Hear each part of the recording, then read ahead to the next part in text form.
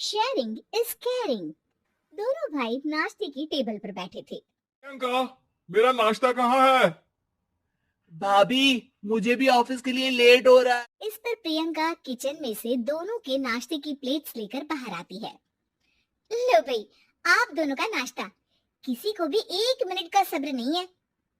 ये प्रियंका का ससुराल है, जहाँ कोई औरत ना होने की वजह से शादी वाले दिन से ही घर के साथ दोनों भाइयों की जिम्मेदारियां प्रियंका संभाल लेती है।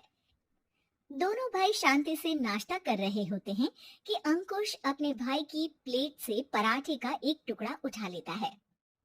आपको पता है ना, मैं खाना शेयर नहीं करता, फिर भी मेरी प्लेट में से खाना जरूरी है क्या? अरे हद हो गई है, मुझे नहीं खाना अब। अंकुर गुस्से में नाश्ता छोड़कर टेबल से उठ खड़ा। अरे, ये कैसा बिहेवियर है अंकुर? एक टुकड़ा ही तो है। एक हो या आधा, मुझे भूख लगी है तो ये सिर्फ मेरा ही है। उसे भी किसी के साथ शेयर करने बैठा तो भूखा। अरे बाबा ठीक है, अब इस पर भी लड़ाई। दूसरा बना देती हूँ, पर प्लीज ऐसे खाना बीच में छोड़कर मत जाओ। इससे अन्न का अपमान होता है। प्लीज भाभी, ऐसी कोई चीज होती ही नहीं है। आपके पास पैसे हैं, खरीदो और खाओ। अगर नहीं खाया जाए तो फेंक दो। अरे दुनिया में सब यही करते हैं। अंकुर बैग उठाकर ऑफिस के लिए चला जाता है, जिसके पीछे उसका बड़ा भाई मायूस सा घर में खड़ा रह जाता है। बचपन से सोने की चम्मच में खाया हो, उसे दुनिया के बारे में क्या पता होगा। वैसे गलती तो हमारी ही है। अगर कभी बचपन में ही सही गलत का फर्क सिखाया होता तो आज ये हाल नहीं होते। आप फिक्र क्यों करते हैं जी? भगवान है, वो जो भी करता है सबकी भलाई के लिए ही करता है। और जब वो चाहेंगे तो अपनी तरह से अंकुर भैया को भी सब कुछ सिखा देंगे। पत्नी की बात पर विश्वास कर अंकुश भी ऑफिस चला जाता है। सुबह से दोपहर होती है और अंकुर लंच करने ऑफिस के पास वाले रेस्टोरेंट में पहुंचता है, जहां वो एक साथ बहुत सारा खाना ऑर्डर करता सर, क्या कोई आपको ज्वाइन करने वाला है? नहीं तो क्यों? अब कुछ नहीं सर, ऐसे ही। चला जाता है और कुछ देर में अंकुर का ऑर्डर लेकर वापस आता है, जिस पर अंकुर सब डिशेस में से थोड़ा थोड़ा खाकर बाकी ऐसे ही छोड़कर बिल देकर चला जाता है। वाह भगवान, तेरी माया। कहीं कोई एक एक टुकड़े के लिए तरसता रहता है और ये 5 लोगों का खाना ऑर्डर करके एक का भी पूरा नहीं खाते। पैसे वालों की माया। वेटर टेबल साफ कर बचा हुआ सारा खाना लेकर रेस्टोरेंट के पीछे घूम रहे बच्चों के पास पहुंच जाता है, जिसे देख बच्चों के चेहरे खिल उठते हैं। वाह, आज इतना सारा खाना आया। थैंक यू भैया, भगवान आपको खाने की फैक्ट्री बना दे। ये फैक्ट्री मेरी होती तो तुम लोगों को कभी किसी का झूठा बचा हुआ खाना नहीं खाना पड़ता। चलो तुम लोग खाओ, पर ध्यान रखो किसी को पता ना चले, नहीं तो मेरी नौकरी चली जाएगी।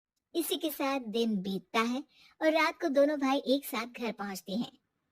कुछ देर में सब डिनर करने बैठते हैं, जहां अंकुश अंकुर को समझाने की कोशिश करता है। अंकुर, अगर हमें लाइफ में सब कुछ मिला है, इसका ये मतलब नहीं कि तुम उसका गलत फायदा उठाओ, बल्कि तुम्हें उसकी मदद से दूसरों को भी मदद करनी चाहिए। भैया, जिनके पास नहीं है उनकी वजह मैं तो नहीं ना। और ऐसे बहुत लोग हैं जिनके पास सब कुछ है। इसलिए अगर मैं एक इंसान कुछ नहीं करूंगा तो कोई फर्क नहीं पड़ने वाला। भैया बस एक चीज समझाना चाहते हैं कि जिस चीज की हमारे पास कमी नहीं है, उसे बर्बाद करने से अच्छा है कि लोगों के साथ शेयर करें। इससे हम सिर्फ सामान नहीं, खुशियां भी बांटते हैं, और इसमें तुम्हारा ज्यादा कुछ तो जाएगा नहीं। भैया भाभी की बात सुन अंकुर कुछ बोले बिना उठकर चला जाता है।